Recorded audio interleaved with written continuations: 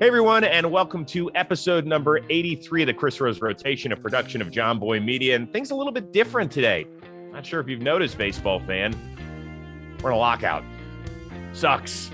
I know that we're still months away from spring training and all that sort of stuff, but we haven't had the player movement that we had during the last couple of weeks of November, which was a ton of fun. So how in the world do we solve this lockout right now, and what exactly are the players fighting for? I think obviously it's very convoluted. It's tough for us as an average baseball fan to understand, so we're going to try and ease your burden a bit.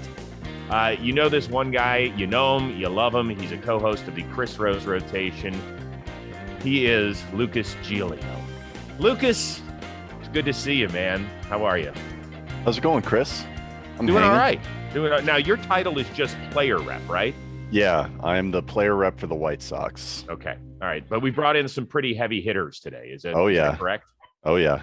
All right. Well, first, you knew him once as a Chicago White Sox, and then as an Oakland A, and then as a Toronto Blue Jay. And in the offseason, he just signed on to swing it for the Texas Rangers. He is Marcus Semien. Hi, Marcus. How are you? Doing well, Chris. Good to see you guys. Good to see you as well. And finally, he was a Baltimore Oriole back in the day and now a New York Yankee. He's also an executive union member. Zack, not with an H, but with a K, Britton. Hi, Zack. How are you? I'm doing great. Glad to be on. All right. So you and Marcus are executive board members, and Lucas is just like the little kid in the corner. Am I reading that right, Zack? Is that the way it is during the union meetings? Not necessarily. Everyone, it's a choice to obviously be involved, and it takes a lot of time. So I think anybody that's involved, whether you're on the board or you're a player rep, I think, everyone's opinion is weighted equally. And, he was up in Dallas, and I think that was important for him and for everybody to get the players up there. And he got a nice taste of what everything is like in person. So I don't think the title matters as much. We're all working for the same thing. Yeah, Zack, on this podcast, you're supposed to say, absolutely, we don't listen to him. He might be one of the biggest guys in the room. But, we just kind of wave over at Lucas and we just say, when we need you to That's vote what I on meant. something. That's what I was trying to say. Thank you. Thank you. Marcus, how long have you been a senior executive board member, or whatever the heck that would be in the union circles? I think I got voted in 2020. So I was a player rep for, I think, 4 years with Oakland.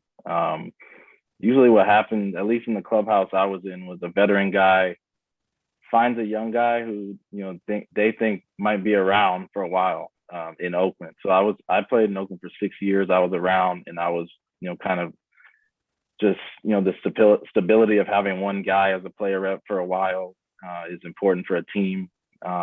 Lucas has been doing it as well for the White Sox. So then I got voted on by the players to be on the subcommittee, which is a group of 8 guys. So we have 38 total votes when we have certain issues. Okay. Lucas, what made you want to get involved in something like this? Ooh, it started back in the day. My uncle, my dad's brother, is a labor lawyer.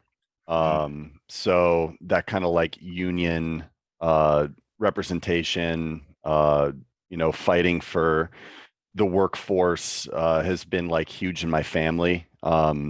He's had cases up against some of like the biggest corporations in America.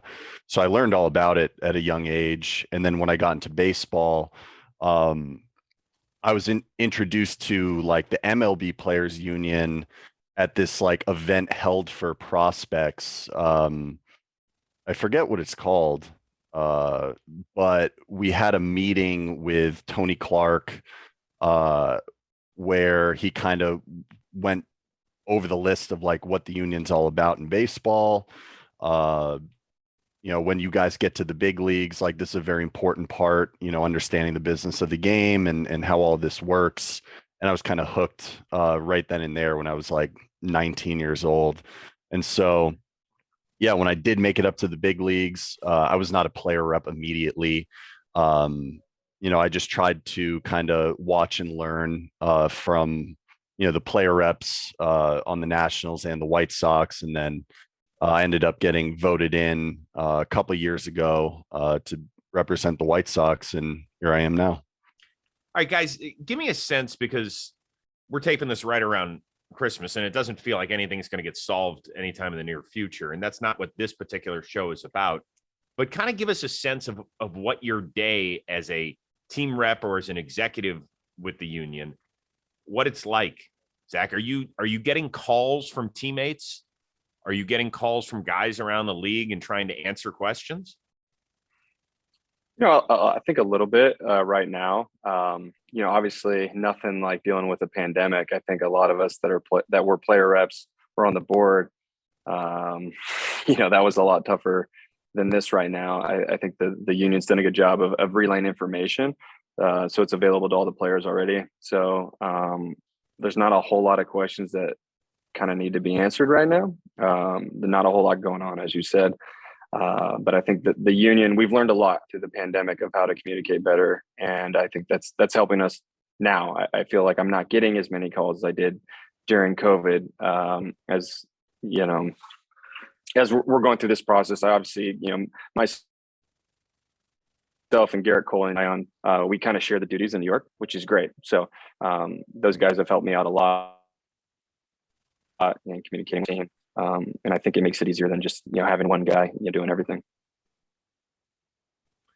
Marcus, for you, you haven't even met a lot of your new teammates. So what's it like for you right now? Yeah, I mean, I'm still, I'm on the group chat with the Blue Jays still. It's kind of like you're with your former team when you're in the off season. I've been on a 1-year deal last year, now a new team this year. So I feel like in 2020, the off season after 20, whenever we had union stuff, I was dealing with the Oakland guys still. And then once you play a season with the new team, you're with them. And now I feel like I will transition to the Rangers, obviously next off season and when I get there. But Nick Solak is over there. A couple of younger guys who were a part of the meetings in Dallas. Obviously, it being in Dallas, there were a lot more Rangers, young guys there. So I'm looking forward to, kind of teaching those Rangers young kids what the union is all about and how important it is to be involved. All right. So, it's one thing to not have baseball movement and player movement in December. Like, it kind of sucks for us as fans because the last 2.5, 3 weeks of November was so much fun watching guys like Marcus join a new team or guys get re-upped, whatever it is. It builds a lot of excitement. And now, boom, everything comes to a full stop.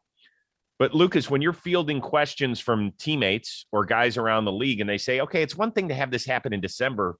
Like, what does this mean to me, a guy who's under contract, and we get closer to February and shit is not solved yet? Well, yeah, I mean, that's just kind of like where we're at. That's part of the process right now. I think that, Zach touched on this, going through the pandemic year, kind of fighting for what we wanted as players, really coming together, communicating well. That puts us in a good position now, when there is all that uncertainty, that we know where we stand, we know what we need to fight for in this process. And, even if things are delayed a little bit, we're here, we're ready to negotiate. We're going to keep pushing for, getting a season going as soon as possible. So what happens now, guys? Like, you guys are locked out. You can't use the facilities. Just let the fans know. What does somebody from the league that's representing the owners pick up the phone and call you guys and be like, hey, let's have a sit down meeting? Zach, what happens? I don't think they're going to be calling any of us anytime soon, but I think they might call Bruce or Tony. And yeah, I honestly think it's just going to be how it was, before we met in Dallas. We're going to get on these calls, or we're going to, obviously with, how the virus is spreading in New York right now, I'm not sure we're going to do any in person or maybe very few. We'll just hop on calls and we'll try to hash stuff out. I mean, that's just kind of all we can do at this stage. We feel like, we've offered some good proposals, and really we didn't get anything from their end in Dallas. So we're just going to continue to, negotiate and try to make the game just a little bit more competitive is obviously our biggest thing. And we can only just continue to reiterate that to the league, that's our main goal. We want every team to be, trying to win, year in and year out. We think that's fair for the fan bases. And that's what we want. We're going to continue just to send that message. I think that's the biggest thing for us, and we'll communicate what they want to communicate, and hopefully, like Lucas said, we'll get something done sooner rather than later. But communication's been important for us. COVID, unfortunately, going through that, I think really strengthened the bond that the union has with the players and the communication. So I feel like everyone's informed. You can get as much information as you want, and we're in a good position because of the communication. All right, so Marcus, it feels like as a fan, it's a little bit doom and gloom, right? We're like, we don't know what this is going to lead to. Are we going to get to spring training on time? Are we going to lose some games in the regular season? Like fans, it's really difficult to grab onto. I know that for you guys as union reps, you want every team to compete at the highest level. Is it somewhat encouraging that a team like one you joined that lost 102 games a year ago gave $500 million to a middle infield? Is it encouraging that the Detroit Tigers, who have been crappy the last several years, go out and give Javi Baez a ton of dough and bring in Erod and, pick up Tucker Barnhart's contract from the Reds? Is that encouraging? And if so, can you use that to maybe catapult some discussion with the owners and say, this is good?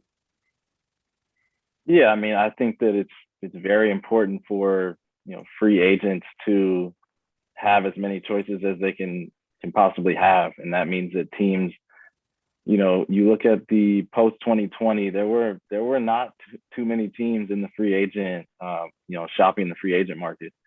You go after a full season of 2021, you see these new teams that are surprising people because they're spending, but that's how the system is supposed to be anyway. I think that once you get to free agency, it's a right that we've fought for and earned, and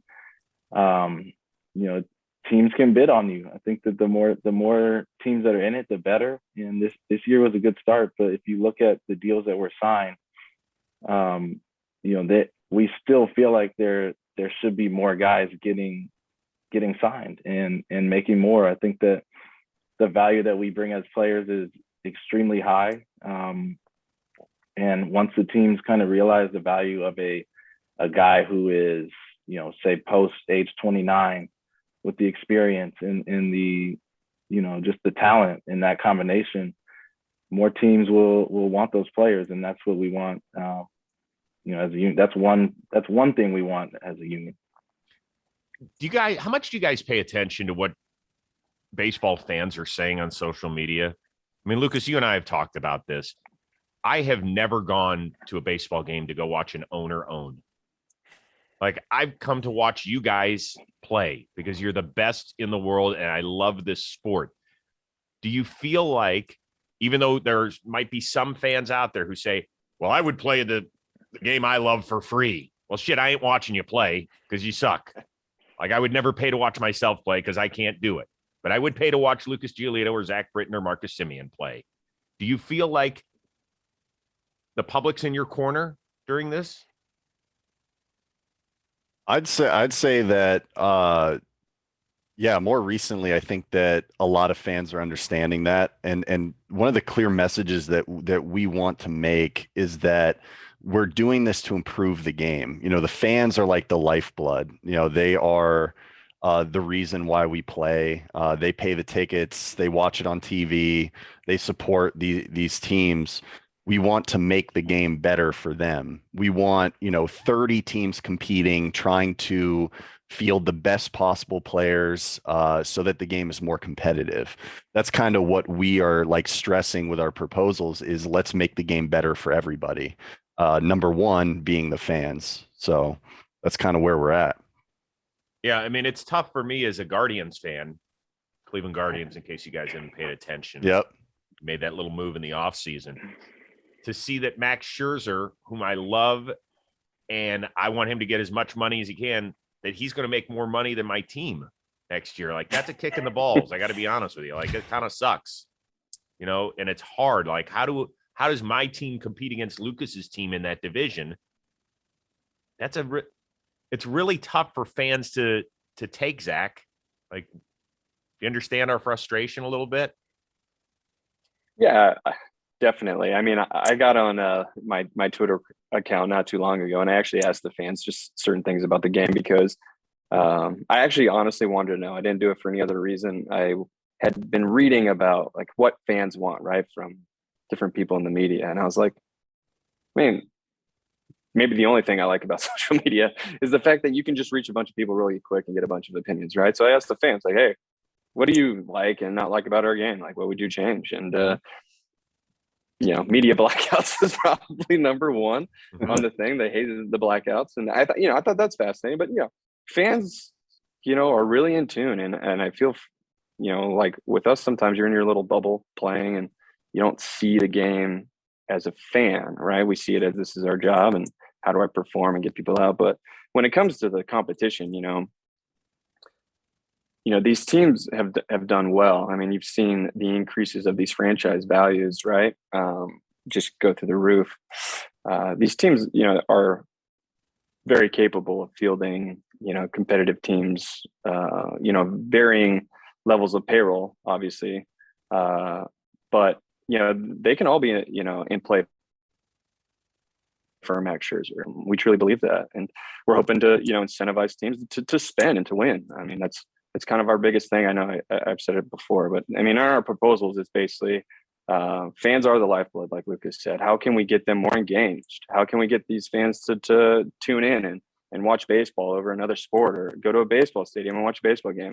And it's talent, right? It's plain and simple. It's talent on the field, getting guys like Max Scherzer. I mean, I'll buy a ticket to watch Max Scherzer, and the fans will too. I mean, that's what they want to see. They want to see these high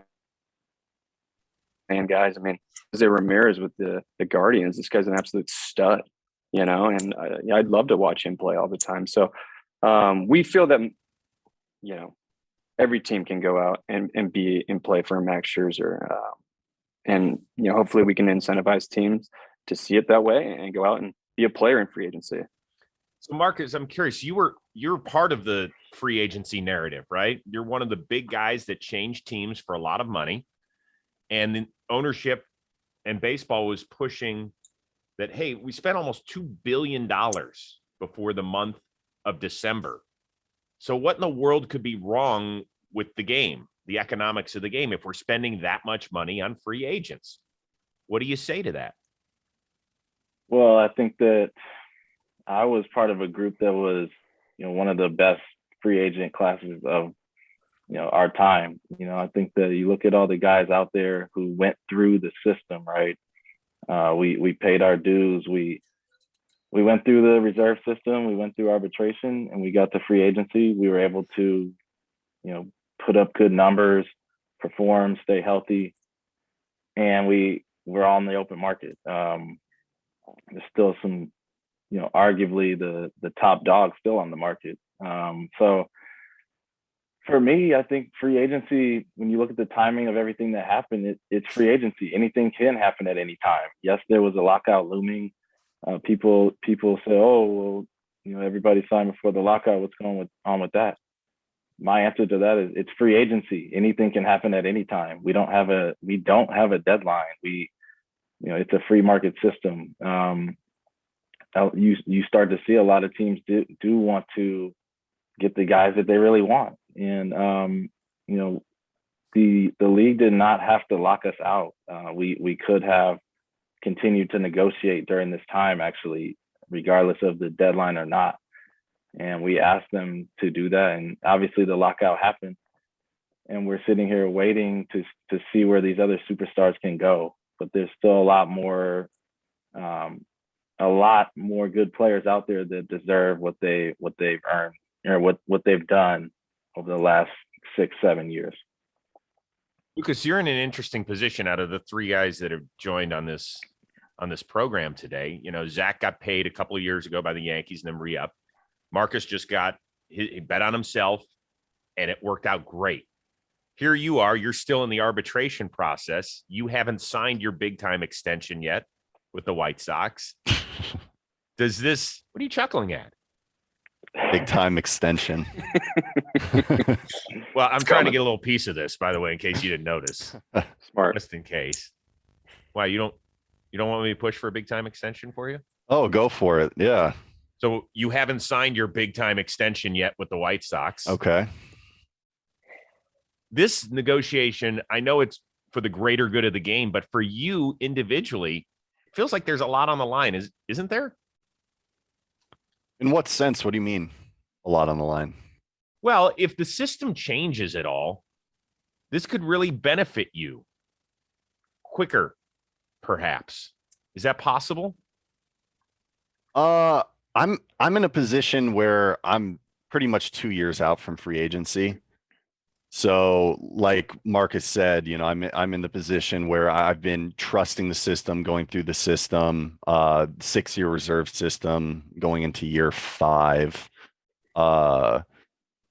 Yeah, I mean, for us, a huge thing that we want to do is allow players to kind of realize their value earlier in their career. I'm kind of past that point now. So, I'm just kind of trusting the ARB system. And like we've been stressing here, this is for like future generations, the greater good of the game in general, making the game better and allowing players to have a fair share of the pie. I'm not too worried about myself right now. So you're saying that 3 years ago or 2 years ago, when we, and any of you guys can chime in on this, when we knew that Juan Soto was just going to be unbelievably good, that he should have been able to cash in when he was 22, right? Instead of having to sign a Ronald Acuna type deal. And I don't have any problem with that. If a kid wants to sign a deal for $130 million, in the end, he's going to shortchange himself a couple $100 million. But is that kind of what we're talking about here, Zach? Am I reading this right?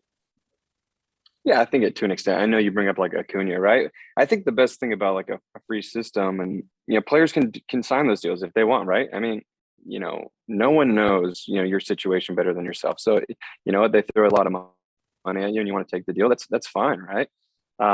Where you bring up like Soto, this guy is going to set records everywhere he goes. I mean, he's an absolute stud. But yeah, we would love for Juan to be able to realize as close to his free agent value as he can, right? I mean, we're pretty realistic in what that entails. But yeah, and I'll bring so much value to the game, to the Nationals. So yeah, absolutely, we would love for him to be able to realize more value, early on in his career. And I think it's beneficial for these guys that, like I said, bring a lot of value to our game and their team, right? We're not just talking about anybody. We're talking about guys that are superstars, right? Right. Who come into the league and just tear it up. Not like guys like me that, are crappy starters and then just got to find their way into the bullpen, right? I mean, so absolutely, I would love to see younger players. I know Judge wasn't, too young when he got in, but the value that he brought to the game of baseball, but to the Yankees, I mean, absolutely, I want to see these guys perform and be able to realize, as close to their free agent value as possible. I think that's what we all want. I think part of the deal is that when you compare it to other sports, and I don't know how closely you guys follow other sports, but like in the NFL, like if you're a first round pick coming out of college, let's say you're 21 years old, you have a 5-year deal, right? It's 4 years plus the team can pick up the option. But a guy like Josh Allen, right before his 4th year started, they paid him as though he was almost like a free agent. So by age 24, he gets a $258 million extension. Like, is that the sort of system that you guys would like to be able to see in baseball, Marcus? Is it something like that?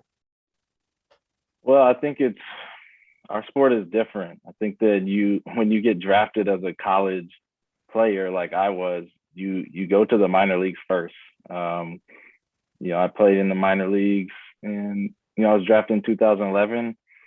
I didn't have my first full season in the major leagues until 2015, right? So I was Josh Allen's age, I think, at that point, maybe a little older, and I was on the minimum salary, just starting my clock. So it's different. I think, you have high school guys who end up getting drafted at age 18. If they take 3-4 years to get up to the big leagues, you look at a guy like Vladdy. He's starting his clock at age 19 or 20, right? I think that's what it was. And he's able to those guys will get paid younger, but I think that there's other ways that we have proposed to the league that will kind of help every player at each level of their career, whether it's the 0 to 3, 3 to 6, or 6+. I think that these proposals are nothing radical either. I think that they are just making our system better. We talk about the competition part as well. That will clean up a lot of the concerns we have. But the adjustments we've made to the system should, help get players, what they want at a younger age a little bit better, and help the older guys as well. Lucas, what's the good news here during the negotiations? If there's something that a baseball fan that's listening to can say, okay, give me some good news here. Like, what do they have to look forward to over the next 6 weeks? Is it dialogue? Is it that I don't know. Well, the good news from our end is that we're here. We're ready to negotiate. We're pretty much waiting on MLB. We've made our proposals. We made multiple proposals right before they decided to lock us out. They said no. They weren't interested at the time. So we're here. We're ready to negotiate. We're not going to negotiate against ourselves. It takes two to tango. So that's kind of where we stand as players, as the union. We want to get something done. We're very interested in improving the game, making it so that players are fairly compensated throughout their career while also making it more competitive. And that's just where we want to get to as soon as possible. Zach, you're kind of in an interesting position. You're coming off a major injury, and then all of a sudden, because of the lockout, it's full stop. Like, you can't communicate with anybody in New York, correct? Yeah. I mean, it's such a weird choice, right? Like, obviously the lockout, for whatever reasons, that's the route they wanted. Obviously, told them we felt like it wasn't good for our game, but they chose to do it. And then the communication thing, just it's mind-boggling to me. There's really no legal reason to cut off communication. It's just a tactic or whatnot. But I think it actually hurts the team more than it does anything. I mean, we have resources through the PA. They've done a great job of lining up facilities for players, medical, if you need to throw a bullpen, hit, or whatnot. So for me, I'm able to continue doing what I normally would be doing, right? It's just the team is out of the loop. But, there's other guys, obviously, younger guys maybe that don't have my resources and things like that. And then union, I feel like, has really stepped in, taken a lead, and, started to arrange, or reached out to those facilities, if guys coming off Tommy John like me, arrange that, set that up, allow guys to not skip a beat, as they're getting ready for the upcoming season. Well, that's good, because I thought maybe you would have to spin up some sort of tutorial on YouTube and maybe how to best rehab from Tommy John. You imagine? I don't think that would that probably wouldn't end very well. No. Lucas at TJ though. Maybe I could reach out, see what he did. Yeah. Well, we've had that discussion. They've made great strides. It was a lot different back in 2012. I came back very fast. So when you guys all get together, I want to kind of loosen this up a little bit. I'm curious, Marcus, is there a guy who's an active player behind the closed doors of the players union meetings where you're like, that dude could be president of our country? Oh man, there's a ton of guys. I mean, the thing about our union is you have so many more young guys speaking up, and Lucas is obvious. When he first came in, I was surprised at how much he spoke up. And for me, when I got in, I was very quiet. I'm a quiet person. I listen. When I have something to say, I say it. I base everything off of my experience at the labor I put into this game, right, as a player. I'm not a lawyer, right? But you listen to guys. Our union is led by Max Scherzer and Andrew Miller, right? And it trickles down to everybody, and you just hear everybody articulate themselves, and it's amazing to me. I think that you see these guys on the field, you compete against them, and then you walk into the union meetings and you're like, okay, he's different than I thought he would be. Off the field, he's very well spoken. He has great ideas. Come on, I want a name. Who's that guy? Because it always happens when guys change teams, like when you've battled against guys for years and you're like, God, that guy was such an asshole. And then they become a teammate. And you're like, he's awesome. So there had to have been one guy who walked in the meeting. You're like, nah. And then you're like, okay. For me, it was, I played against this guy in the AL West forever and now in the AL East. But Colin McHugh is a guy, never met the guy. Besides just seeing him 60 feet away, right? And then you hear him speak about certain issues, and very impressed. That's one guy. You're like, geez, stop snapping off curveballs. Like, dude, enough. Move on. Yeah, he figured something out. That guy is disgusting. Zach, you laughed when I brought that up. So there must be somebody who walked into the room who's very different than you expected. Well, I thought you were going a completely different route. I thought you're like, hey, what do you guys like to do when you're together in Dallas? And I'm not sure if Lucas caught me, but I was crushing the dessert tray. It was, I got like months here, but I wasn't alone. I'm not going to roll anybody under the bus here, but I had some of my best conversations at this dessert tray. It was unbelievable, the things they were rolling out there. I gained at least 10 pounds at this place, but if there's one guy I'm impressed with, I'm always impressed with Andrew Miller. I played with him in Baltimore briefly. Always impressed with him. He's passionate about it. I think that's a big thing. He's just so passionate about, the players and everybody, from a guy that has one day of service to a guy that's got 10, 15 years or whatever it may be. But I always feel like he's passionate. I think Marcus is a great leader. I think there's a skill to, the ability to sit there and listen to what guys have to say and process that information. I think like we're in a speak first society so much that it's refreshing to see people that just kind of sit back and take it all in. And I probably annoy him. I always text him like, dude, like speak up. I'd love to hear what you have to say.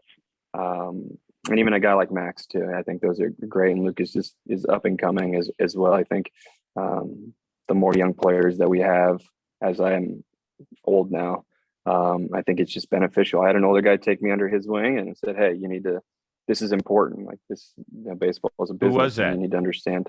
Jeremy Guthrie, actually, in Baltimore. Oh, Stanford guy, really smart. I don't know if Marcus wants to hear that. That's fine. Jed Lowry got me into it. He's another Stanford guy. So okay, all good. All right. Yeah, and then Darren O'Day, and those are the two biggest guys. Darren O'Day was like, hey, you got to do this. It's important. And then obviously Andrew Miller, playing with him too, obviously from Boston to Baltimore. I've had some pretty good guys along the way that have led me into finding interest in here. And my wife's an attorney too. So, if I'm going to yelled at, by an attorney, I might as well get yelled at by multiple attorneys, right? I don't think that Andrew Miller could run for president. He's too tall. That's very intimidating. So Lucas, you might be out too. And I'm not so sure that Scherzer could win either, because I really think the multiple eye colored thing would throw voters into a tizzy. I mean, you talk about blowing up Twitter. He does it all the time with his staring just in the sports space. Could you imagine if he ran for politics with eyes like that? It would be the number one topic on every news forum. 100%. Yeah, off the charts. Lucas, who's the guy that impresses you in those meetings? Oh man. See, I'm just a young buck in there. I really like all the guys on the executive subcommittee. Like I look up to, the two guys right here in this call right now, as well as Andrew, Max. I kind of started kind of like what Marcus was saying, like I just wanted to listen. I just wanted to learn. But what I've really loved is how all of these guys at the top are encouraging younger players to speak their opinions, whether it be informed or uninformed, like it doesn't matter. It's like, get your thoughts out there. Let's always discuss everything. We want to hear every single angle. And so that's kind of what I'm learning from them and what I'm trying to pass on to all the young guys on the White Sox right now. I got some really, really young guys on that team that I'm making sure they understand how important this stuff is. So wait a second. Isn't our buddy Glass now a player rep?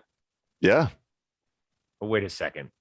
Y'all can't tell me that he's just not the goofball in the corner, like right at one of these meetings in Dallas.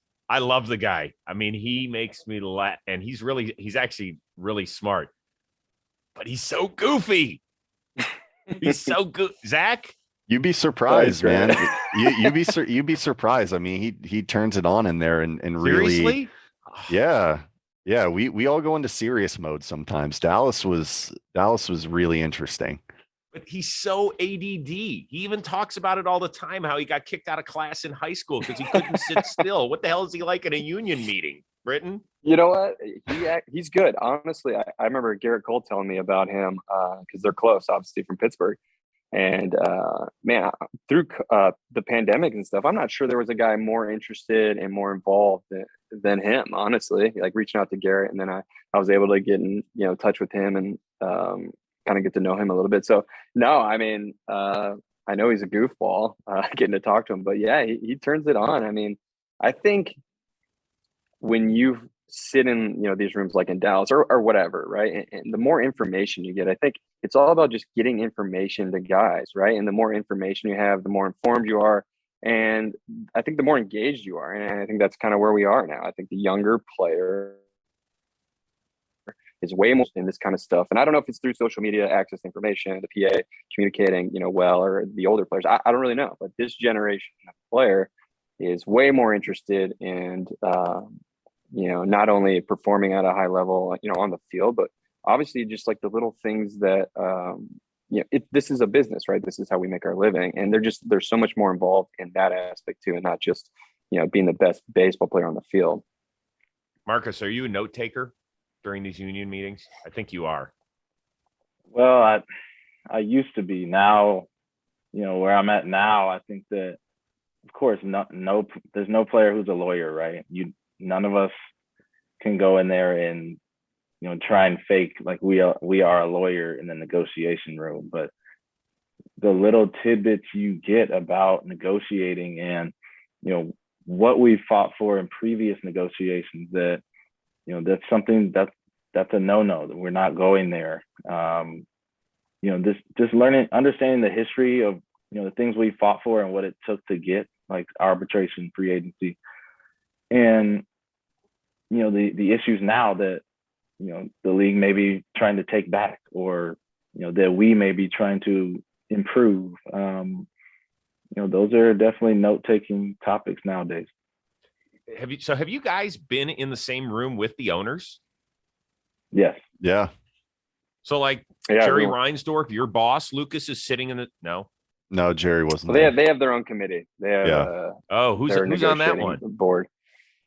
Come on, put me on the spot. Are you guys allowed to say or no? I know Hal Steinbrenner is. Hal's on there. Dick Monfort's on there. I believe he's their head. I don't know. Are we allowed? I don't think they care, right? I don't know. I mean, they've got it. Ray Davis was Google there. it and right find after it out. I mean, Marcus. Yeah. Who was all there, guys? Refresh my memory here. I just rattled off the Twins owner, Jeff. Oh, Henry. Henry was there. Polad. Yeah. Yes, Polad. Atancio. Atanasio. Atanasio. Yeah. Atanasio. I'm butchering names here, but okay. It's Rose, by the way, in case you got to say. Yeah. Rose. I got you. Rose, like the accent. Yeah. Now, seriously, what is it like? Because these guys are all uber successful elsewhere before they buy in, for the most part, right? The Steinbrenners, obviously, this is something that's been passed along in their family, and the Polads as well. But a lot of these people, extremely successful billionaires elsewhere. Is it a little intimidating being in the same room as guys that have done it in the boardroom before? Lucas? I didn't really feel that way. I mean, I think that we have wonderful representation. We have a very clear message. We had very clear proposals. We knew going in like many months ago what we would be fighting for. What was very important to us as a union as far as improving the game. So, I mean, we made that very clear. I mean, we made it clear as day to them. They weren't really interested in hearing about it. So that's pretty much where we're at right now. I didn't really find anything intimidating about it. Do they all Just wear business. like big time suits? Is everybody dressed up for this? I'm curious. Yeah, Like, it's hit or miss. I think like it's like hit or miss. Some guys are dressed up, some guys are kind of dressed down. I mean, it's not like crazy formal. I mean, we're sitting across from each other, and Bruce Meyer's doing a lot of the talking, and there's times when like it's a smaller group, and some players will be in there or whatever, and you kind of just let Bruce talking. But I don't think so. I don't think like the intimidation thing. I don't think so. I think you got to understand these guys are obviously very business savvy, right? And this is what they do, and that's what it is, right? At the end of the day, we both have the same goal. We want baseball to be successful, right? And that's it. Like we have common ground right there. We want baseball to be successful. And if you've negotiated a contract or been through arbitration, which everyone here has, and even Chris, you negotiated a contract with networks. I mean, it's the same thing, right? I mean, it's maybe uncomfortable sometimes, and things get heated and whatever. But that's just part of any negotiation. You move on and you try to find common ground, and hopefully we can get that at some point. As we go forward, we'll see after the new year and things like that. Hey everybody, I need you to do me a favor, and I will do you a favor as well. Here at JOMBOY Media, we are very proud of all the programming that we put out, but we don't want to rest on our laurels. We want to get better. So that's why we need to hear from you in a very brief survey that's going to take you less than 5 minutes. We want to hear what you like about all the programming, where we can get better, what you don't like. It's okay. We all have thick skin. We understand you're not going to love everything we do. That's okay. The way we get better is to hear from our audience, from our consumers out there, because we want to supply the sort of programming that you crave. In addition to that, in addition to getting better programming from us, from doing this survey, you're going to get 20% off of your next purchase at our shop. Okay. So if you haven't done all of your holiday shopping, let us help you out. 20% discount, whether it's for yourself or that's someone special in your life or just a family friend, 20%. And I'm talking about less than 5 minutes of work that's going to be beneficial for you anyway. So thanks so much for filling out the survey. All right. I got just a couple more questions. I'll let you go about your day. And I really appreciate everybody's time. Do you guys, and I know you've got a job to do, you want to make the game better and you want to support the future generations of players. I don't think there's a fan out there that will not respect that. But at the same time, do you understand how fragile the environment is for the consumer, right? Baseball, we all love it. I'm not going anywhere. Some of the younger fans have gone elsewhere, whether it's Gamerville. Lucas can talk about that. Oh, yeah. Other forms of entertainment. We've never had more things at our disposal, at our fingertips. I really think it's important to get this done before spring training. Are you guys all cognizant? Does that ever come up in a discussion, Marcus, among players that, hey, guys, we really need to nail this thing before we start losing any time? Yeah, I think that's been the conversation amongst, players right now is what is the path to a deal, right? Everybody or both sides have laid out, their wants. What is the path to the deal? I think that negotiating is the path, right? This is collective bargaining. So that's what we're waiting on. I think that once these holidays pass by, January is a huge month. As a baseball player, it's the most important time to train. You get into spring training, preparing for a marathon, right? A long season that we all want to happen. But the path to the deal is the most important thing. I think that if we can get on these calls and bargain instead of waiting or, not answering, I think we have a good chance. I mean, these guys on this call, I think we're all optimistic that we are going to have a season, but we need the path to the deal to start right now. Zach, is that the same way you see it? Yeah, I think he nailed it. I mean, I think it's negotiation. I mean, we went to Dallas and we kind of tweaked some of the proposals, I felt like, and I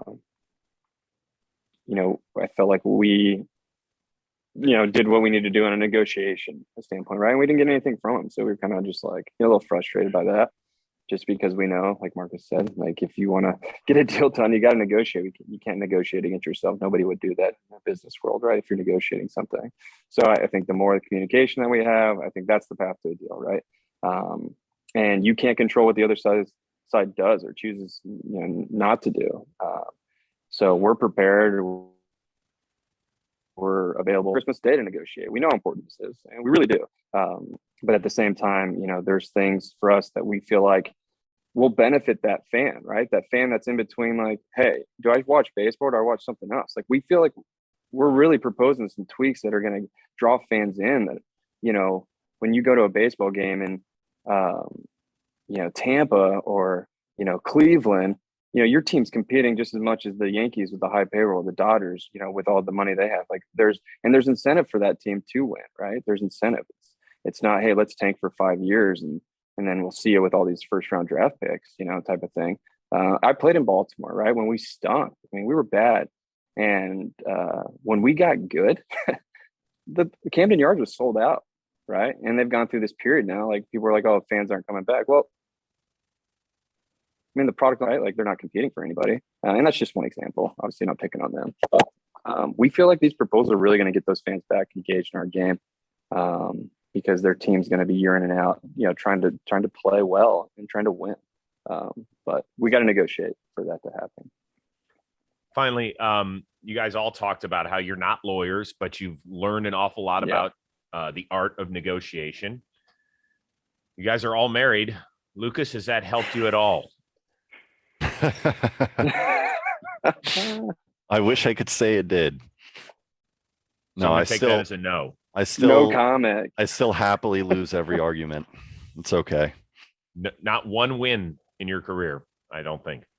Yeah, we're just gonna keep it that way. She's too stressed and busy for me to try and take wins. Zach, you said I don't think Lucas has kids yet, right? Like, so me and Marcus know, like when the kids come too, I mean, it's just like you maybe had like a 0.5% chance of winning that argument. It's like it's definitely 0 now. You would know this as well, Yeah. There's no winning. No. Well, you said you're married to an attorney on top of it. Yeah, there is. Actually, Scott and Boris is mine and Marcus's agent, and I actually kind of, when I was have been negotiating any contract, arbitration, free agency, whatever. My wife is really interested, right, in the process, and I laughed because I think she called Scott more than I did, and I mean, I think she is just like 21 questions and just like reading over stuff, like little things, and he'll call me and I'd be like, man, you need to call Courtney, like. If you want this to get done, like you're calling the wrong person, So I have no shot. If Scott can't win against her, I got 0 chance. So I don't even try anymore. Marcus, how are we doing on the win-loss ledger? You know what? I'm still, we're going on 5 years here. We have 3 kids under 5. You pick your battles. Nobody is grinding like our wives for, with the kids while we're playing or while we're working out or while we're doing a podcast or, you know what I mean? So you need to pick your battles, and it does not compare to negotiating with the league at all. I, as the senior member of this podcast today, and will be married 25 years in 2022. Wow. I have one win. I have one win in my career. And that is the fact that she has yet to call a divorce attorney. So that is the devil in the book. And I will gladly take that one. So that's awesome. Lucas can tell you we do this each and every episode on the Chris Rose rotation. We spin the wheel of moderately interesting things. We'll land on a category. You guys will answer it. We'll get you on your merry way.